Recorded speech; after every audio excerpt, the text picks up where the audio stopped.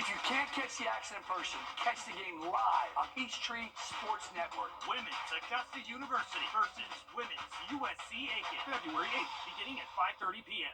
The First Alert Team, named best in Georgia. Help us feed hungry children. Our goal is to feed 2 million meals to hungry children this year, and you can help us when you round up at Parker's Kitchen. We're going to match 25% of your donation. Live from Augusta, you're watching News 12 at 6 o'clock. Well, 53 new businesses arrived in Augusta last year. Tonight, we're checking in to see how there could be even more coming in the near future.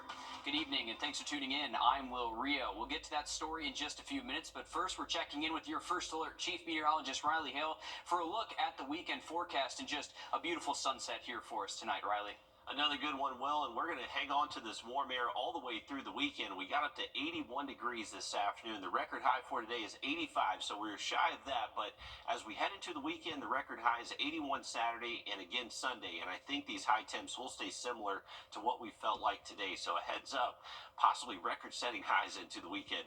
Here's a look at how we currently feel. Most spots have now dropped into at least the mid-70s. There are a few tiny little showers that we've been watching on our radar network, but nothing widespread. I would say if you have outdoor plans for this evening, I would definitely keep them. But looking at our Harlem radar site here, you can see getting very close here with just a few passing showers near Deering and moving east towards Fort Eisenhower next. So just a heads up, more of these are going to be possible. We'll call it about 20 to 30% chance for some downpours all the way through at least midnight. Even into early tomorrow morning, we'll have another opportunity for a shower as we wake up early Saturday. Along with the potential for some dense fog, this is something definitely be mindful of early tomorrow morning. Right before sunrise and through sunrise, we'll have visibility possibly down to a half mile or less in a few spots.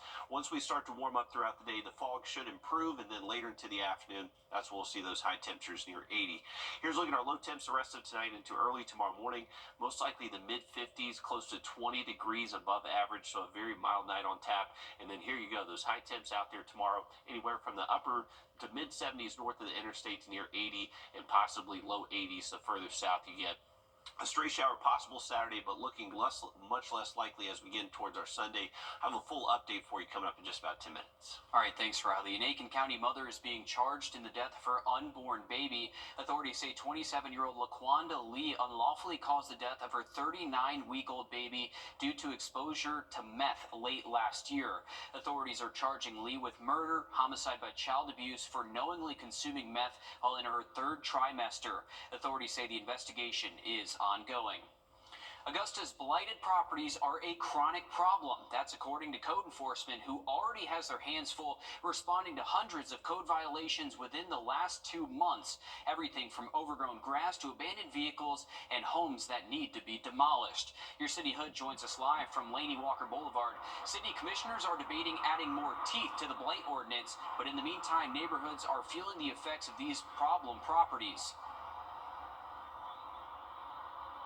Well, you've got people who have lived here for generations, and when this right here is your next door neighbor, it can be an eyesore for them. I actually want to direct your attention to this condemned sign right here. If you'll notice right here, it has today's date on it. Now, the Director of Planning and Development for the county recommended to commissioners that her office, along with environmental services, go back to the drawing table and review a chronic nuisance ordinance to help out in taking care of these blighted properties. The Garden City, a name promising beauty, yet in every frame, blight looms louder than any flower. All kinds of riffraffs. Lingering in the shadows, We're the little people. where hope slowly fades, They just throw us to the side. are neighbors who just want to be proud of all they've worked for. We are a neighborhood, and we all have to stick together and work together and try to get this neighborhood back right ourselves if nobody else will help. In the heart of Harrisburg I enjoy every day coming out here. is Angie Spence. It's nice to see people walking down the street and talking to them. She's lived here all her life, My family grew up in this neighborhood. and in that time, several unwanted neighbors moved in. Just too far gone because it's so old. You have to tear it down and rebuild it again. This is the list of all properties in Richmond County considered blight, addresses stretching to nearly every corner of the county. We knew nothing about here. Also in Harrisburg, Kathy Cooper and her family. The house had a lot of potential. She believes her neighborhood does too. As far as just start with basic street sweeping on a regular basis, on a weekly basis, and not having a street sweeper come whenever I put a 311 request in. Through all the decay, I would like to see change in this neighborhood. it's the neighbors' love for their neighborhood that stands the tallest. Some commissioners also say that they'd like to start having conversations about centralizing the demolition process because of how widespread it is right now. They say it can be hard to notice the progress that they are making right now with these blighted properties. And it's good to see a lot of the neighbors in those neighborhoods coming together and try to solve this problem as well. Of course, we'll continue to follow that blight ordinance to see if anything changes with that. Cindy Hood there reporting from downtown Augusta. Kinder Morgan, one of the largest energy infrastructure companies in the country, wants to spend $3 billion to expand one of its projects in Jefferson County. The name might sound familiar from its dispute about its planned Palmetto pipeline. In 2016, the company tried to argue eminent domain to build a pipeline on private land in both Georgia and South Carolina. In response, both states passed bills banning the use of eminent domain by private companies. The Savannah Riverkeeper says it was one of the first times that we truly saw two states come together to fight a project. Since then, both bills have expired. Monday's open house meeting on this project will be at the North Jefferson YMCA from 6 to 8 o'clock. News 12 plans to be there, and we'll keep you updated with what happens. Augusta saw a net gain in businesses last year, with 24 closing their doors and another 53 opening. And now the city is predicting a business boom with more housing on its way to the Garden City. Your Julius Evans joins us live on Broad Street. And Julius, we're talking about thousands of more people potentially moving to the city in the coming years, which is a good sign for a lot of the businesses down there. Absolutely, Will. It is a good sign. It's a continuous feedback loop with more businesses opening their doors, as well as continued investment from the city and just people looking to buy in. Business owners say the hustle and bustle downtown is just getting started. Whether it's shopping, socializing, or eating, downtown Augusta is slowly growing to have something for everyone. Business owners like Karen Hyde with Three Crows Fiber on James Brown Boulevard says she wouldn't want to be anywhere else. We didn't look anywhere else to open up our store. We just felt like it was really important to invest in our downtown Augusta, try and get people to come back to town to shop. Leaders behind downtown Augusta's economic success say retail and service-based businesses are on a positive trend post-pandemic. Other businesses like Himothy on Broad Street say they see the potential of the demand that's to come. Kind of seen that it was about to build up down here, so I wanted to get in before, it actually builds up. So kind of seen it before it would start to happen. With thousands of more people potentially coming downtown thanks to future investments in housing, Hyde says she hopes businesses will start thriving. And there'll be a lot of foot traffic around, and we're real excited to see what the city does with green space as well as sidewalks and things like that to make it convenient. Downtown Development Authority says to expect more broader / nicher businesses come into play as they continue to boost their population and boost the amount of businesses that come in downtown. But lots to be excited for not only the people downtown, but also the businesses and future entrepreneurs looking to make a statement here in the Garden City. Yeah, good to see the growth coming to downtown Augusta, especially after the crazy weather year we had specifically with Hurricane Helene. Thanks for the updates there from downtown Augusta, Julius. Today in Columbia County, parents and caretakers were able to pick up free diapers and other hygiene products at no cost. This is thanks to Columbia County Connections, which occasionally holds these events. Similar events are often held in Richmond and Aiken counties too. And if you missed out on that, there's a baby formula giveaway happening Tuesday in Richmond County thanks to Augusta Partnership. It's from 9 to noon, and you do need to pre-register online. You can do that at augustapartnership.org/milkdrive to do that. We'll also have a link on our website, wrdw.com. There is a limit of 4 cans while supplies last there, and is only for Georgia residents.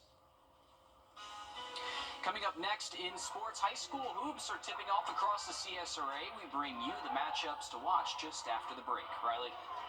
We are going to have the opportunity for maybe a few showers this evening, early tomorrow morning, but mostly dry and very warm through the weekend, and then a big pattern change next week. We'll have a look at that forecast coming up. Time and temp, brought to you by your First Alert weather team. Introducing the First Alert Radar Network. With up to 10 times the resolution of other local radars and technology that can pinpoint right down to your street. First just got faster. This is... Welcome back, folks. A live look outside of our studios. Traffic moving okay on I-20. We have some cloud cover passing us by. Temperatures are still very warm. It's going to be a mild evening. Definitely no need for the winter coat if you have any Friday night plans. We are keeping an eye on just some very tiny showers moving west to east across the region. They don't really stay together all too long, so if you do have outdoor plans, I would definitely keep them, but wouldn't be surprised if maybe you feel a raindrop for 5 minutes max. Once we get later into this evening, temperatures will gradually fall into the 60s and generally just going to hang on to at least partly to mostly cloudy skies tonight, but there is going to be the potential maybe for some dense fog right at daybreak. So if you're going to be up early tomorrow, our morning lows will be in the mid and upper 50s, which is going to be close to where our dew point is, and that could lead to just that saturated air near the surface forming that fog.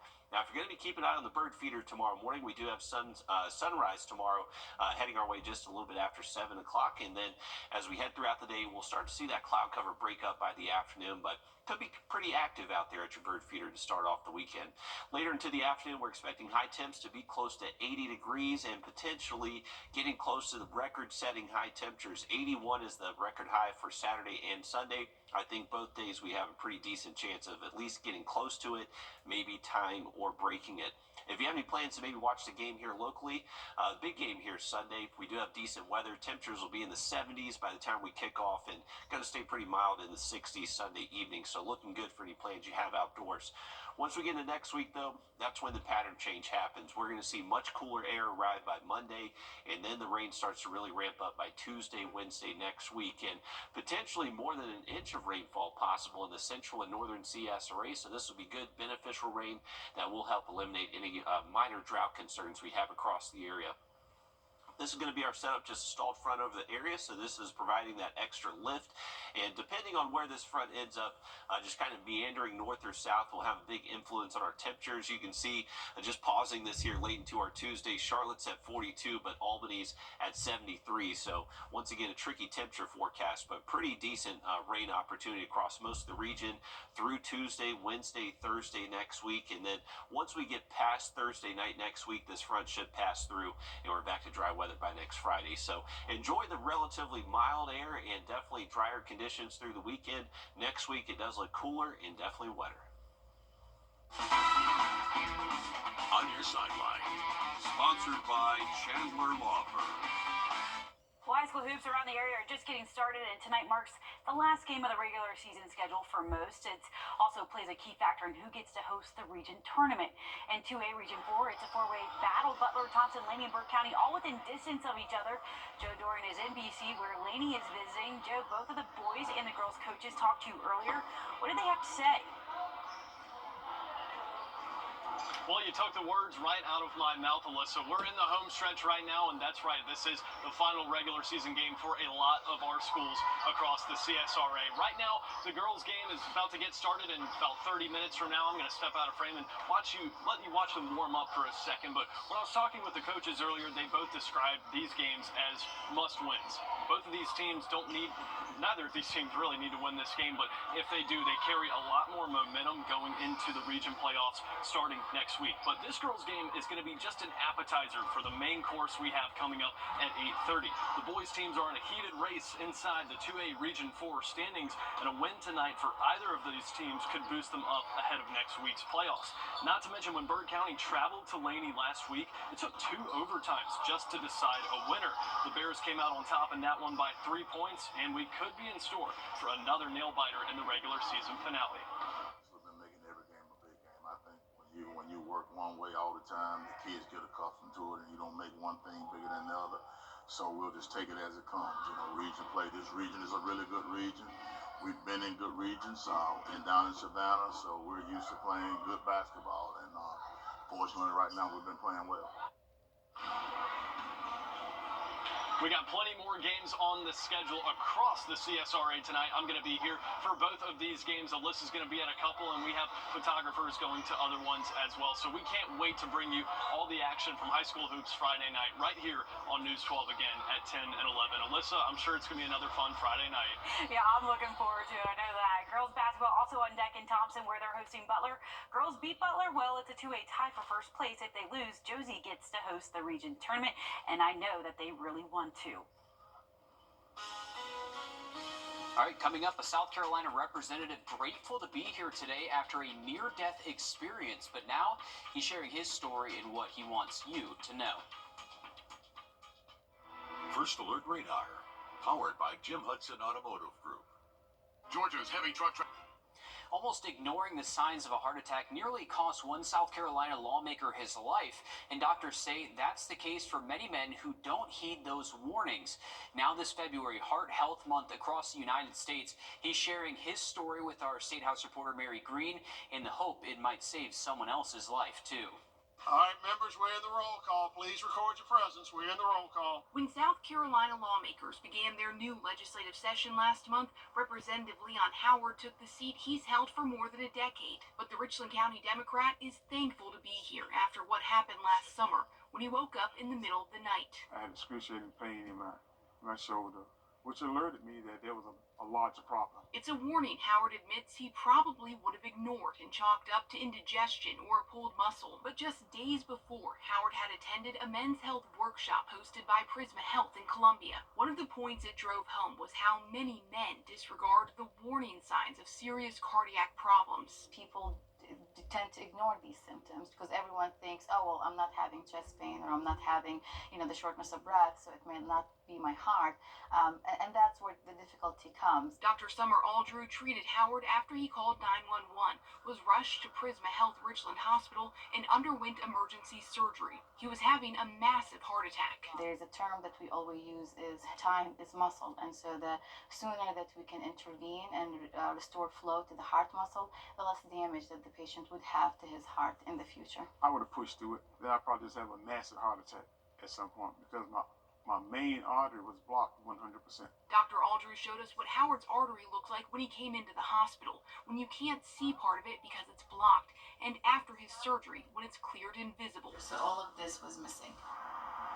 Howard spent several days in the ICU last summer and says months later he's gotten a good bill of health from his doctor. I had a second chance in life where I don't have major damage done to my heart. He credits Prisma's team for him being here today and urges other men to heed the same warning that he fortunately listened to.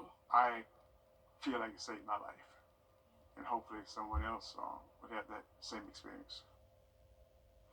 All right, this year, our First Alert weather team is doing something called the 3-degree guarantee. You guys are pretty good. Explain to us what that is for people who may not know. So our 3-degree guarantee, we forecast the high temperature each day, and each day we look back at what our high temperature was for the day prior and see how it did. So if we get within 3 degrees, $50 gets donated to the charity of Tub Doctor's Choice each month. And the cool thing is, this past month of January, we were able to raise $800. Tub Doctor went ahead and wrote a check for $1,000 to their charity, which is Prepare for Babies. It was a great organization. Got to help with dropping off the check earlier this week. Take a look.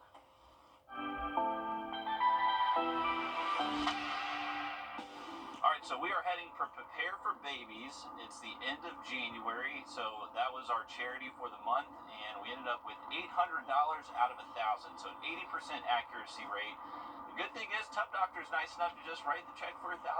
So we are heading to Prepare for Babies right now to give them that check. This is a great local organization that helps mothers in crisis. All right, we're here at Prepare for Babies. Getting ready to give them a big old check. Good morning. Good morning. How are y'all? Doing good. Doing great. How are you? We are so happy to present y'all with this check. Carrie is great to team up with Tub Doctor to do the 3-degree guarantee. And y'all could not have picked a better organization than Prepare for Babies. All the work that you're doing, Mandy, Lindsay, Rushton, for all the local moms in our area, this is really special to give y'all this check. Thank you so much. We're so thankful. All right, Mandy and Rushton, I'm so blessed to be able to help y'all out with all the work that y'all are doing in the local area. What are some things that y'all are going to be using the money for? So we are currently raising the funds to purchase a maternity home. So that money will go directly towards the down payment of purchasing a maternity home, and in that home we'll be able to house 6 mothers and their babies at a time. Yeah, they've compiled, her and Lindsay have compiled, a huge resource list for these moms. So they come to us, get the materialistic things that they need, some mentorship, and kind of get them on the right path to get hooked up with different organizations in the area until we can get a maternity house where we can start housing them. So with the charity this month, Prepare for Babies, where did y'all get the inspiration to choose them from? Well, they were actually recommended by a friend, and we couldn't be happier that they are the first charity that we're working with. They're truly lovely.